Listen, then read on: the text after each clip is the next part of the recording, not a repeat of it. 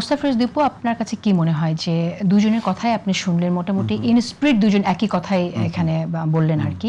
তো সেই জায়গা থেকে আসলে কি হওয়া উচিত? মানে এটা তো সত্যি যে এত মানুষ প্রাণ দিয়েছে, এত মানুষ আহত, চক্ষু হারিয়েছে, সেই জুলাইকে নিয়ে যখন কেউ এরকম ন্যাক্কারজনক মন্তব্য করে, সেটা তো আসলে গ্রহণ করা খুব কঠিন, মেনে নেওয়া খুব কঠিন।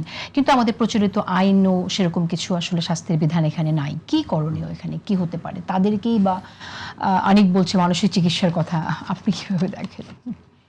না, ওই চিকিৎসার কথা হলে তো আবার অনেককেই আবার এই চিকিৎসার আওতায় আনতে হবে। ধরেন এটা তো একটা প্রেক্ষাপট, তার আগের প্রেক্ষাপটেও তো আমরা এমন কিছু স্লোগান আমরা শুনতাম শাহবাগ মোড়ে, এগুলি খুবই লজ্জা লাগতো। আমি এগুলো মানে আলোচনা করতাম, কিন্তু সত্যি কথা বলতে কি শব্দগুলো উচ্চারণ করতে পারতাম না। এমন কষ্ট লাগতো যে আমি মানে ওইটা বলে যে এটা খারাপ জিনিস, কারণ ওইটা বলতে গেলে তো আমার মুখ দিয়ে আবার উচ্চারণ করতে হবে। এটা দিনের পর দিন হয়েছে এবং এইগুলি মনে হচ্ছে যেন স্বাভাবিক ঘটনাগুলো।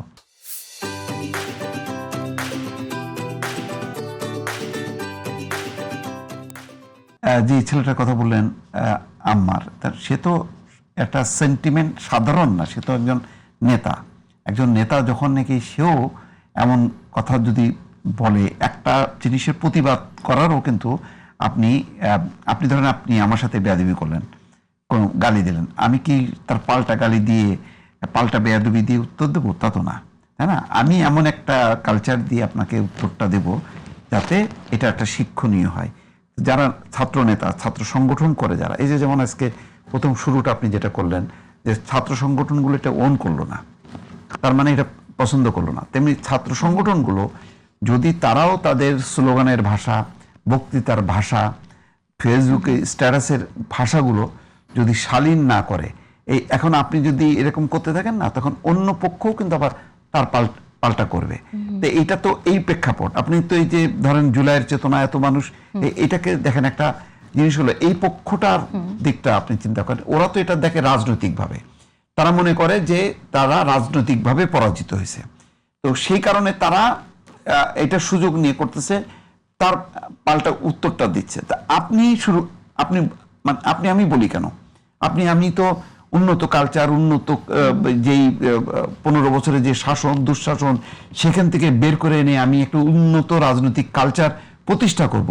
কিন্তু আমি এমন সব স্লোগানগুলি দিনের পর দিয়ে গেলাম যেগুলি আমরা লজ্জিত হলাম। আজকে আমি এটাতে যদি আপনি লজ্জিত হলেন, সকলে কি লজ্জিত হলো কিনা? কেউ কেউ তো এটা অন করলো না, অন তো করা উচিত, দুটোই খারাপ। আমি বলছি যে ধরেন এইটাকে তো অবশ্যই নিন্দনীয়, এটার ব্যাপারে তো তারা দুজনই বলছে, আমি তো এটাকে অন করছি। কিন্তু আমার কথা হলো যে এটার বিপরীতে আপনি যে গালিগুলোর কথা বলছেন, অশ্লীল গালি যেগুলো কথা বলছেন, সেটার কথা আপনি বলছেন যে এটা আসলে আপনি মুখেও আনতে পারছেন না, কিন্তু অনেককে আমরা দেখলাম যে সেটা অন করেছে এবং তাদেরকে যারা এই গালিগুলো দিয়েছে তাদের, তখন আমরা বলি নাই যে এগুলি আইনের আওতায় আনা উচিত, এগুলি উচিত না, এগুলি মানসিক চিকিৎসা দরকার, সেগুলি তো আমরা বলি নাই। তখন থেকে যদি আমি বলতাম, আমার জায়গাটা, আমার কথা হলো যে আমি অন্য পক্ষকে আঘাত করার আগে আমাকে তো ঠিক হইতে হবে। আপনি কি দু একজনের নাম বলতে পারবেন?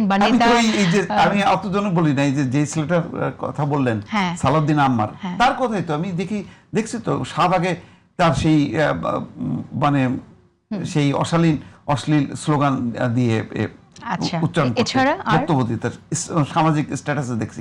আমি ঠিক এই মুহূর্তে মনে আসছে না, কিন্তু আমি বলবো দেশে বিদেশে অনেকেই, আমি এখন নাম বলতে গেলে আমার এই সহকর্মীরা তো একসময় হাসিনার পতন ঘটানোর জন্য আমরা কাজ করছি, সুতরাং আমি ব্যক্তিগতভাবে এই সাইডটা আমি নিন্দা করি, কিন্তু সামগ্রিকভাবে যেহেতু শেখ হাসিনার পতনের আন্দোলনে তারা সবাই ছিল, এই জন্য আমি সবাইকে ওন করি। এই জন্য আমি ব্যক্তি ধরে নাম ধরে আমি বলতে পারছি না, সরি সেই জন্য।